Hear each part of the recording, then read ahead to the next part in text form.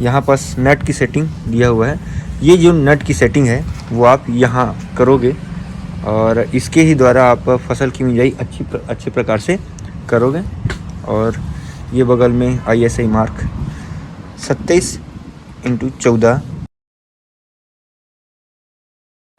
तो नमस्कार दोस्तों, कैसे सब लोग, और उम्मीद करते हैं आप सब बढ़िया होंगे। और अभी हमारे सामने सोनालिका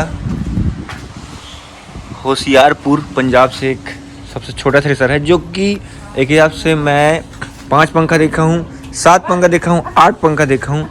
तो ये आप देख सकते हो, ये देख सकते हो आप कितना पंखा है, सबसे छोटा थ्रेसर है। और एक बार मैं चारों तरफ से दिखाना चाहता हूँ इसको। और इसकी जो कि ऊंचाई 4 से 5 फीट होगा, जो कि मैं 6 फीट हूँ, तो इसका आधा देखा जाए तो 4 फीट हो गए। और इसकी लंबाई 3 फीट होगा, 3 से 4 फीट। और यहाँ पास जो कि फसल को डालने का यहाँ पर प्रॉपर देखो आप 1 फीट का यहाँ पास थोड़ा सा कम, 1 फीट से थोड़ा कम यहाँ पे डालने का जो कि दिया गया है। और इसका अंदर आप देख सकते हो छोटा सा बराबर एकदम स्वीट और छोटा सा यहाँ पास। और यहाँ पर नट वट पूरा दिया गया है, नट जिसमें बोल्ट लगता है। आप इसमें बोल्ट लगा सकते हो मिंजाई के लिए, इसमें बोल्ट नहीं है।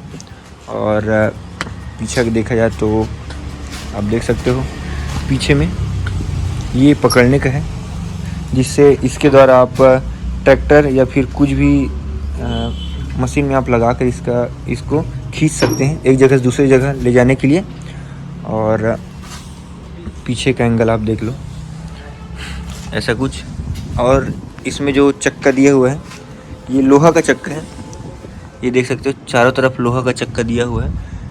और इसमें कुछ 1-2 और आता है, इसमें छोटा छोटा टायर दिया हुआ है, टायर देते हैं।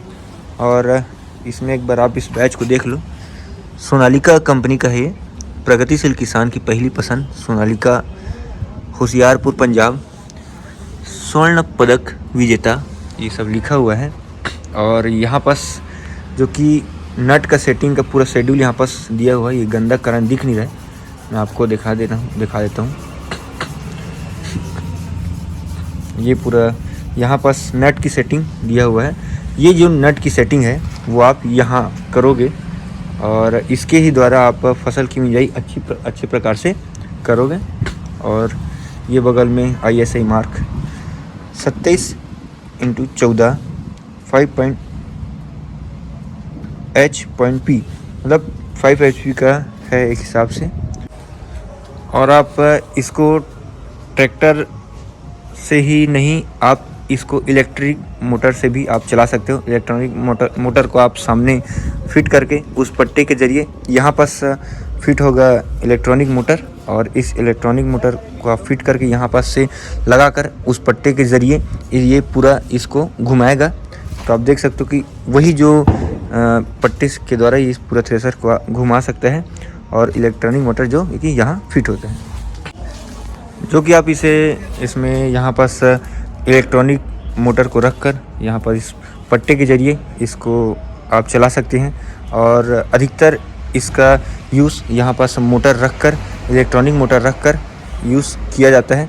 और यहाँ से इस पट्टे के ज़रिए घूमता है, जो कि पीछे से घूमता है। ये इसका सामने फ्रंट, ये है फ्रंट, आप देख सकते हो। और ये सामने ये घुमाने का है, जो कि ट्रैक्टर से पट्टे से लगा हुआ था। और पीछे ऊपर से नीचे पट्टे द्वारा लगा हुआ है। और दाना निकलने का पीछे आप देख लो, मस्त छोटा सा, जो कि यहाँ से दाना निकलेगा। और यहाँ पास पट्टा ये जो कि सामने से लगा हुआ है, बीच में पट्टा जो पीछे यहाँ पास जाएगा। और यही जो घुमाने का पूरा काम करती है।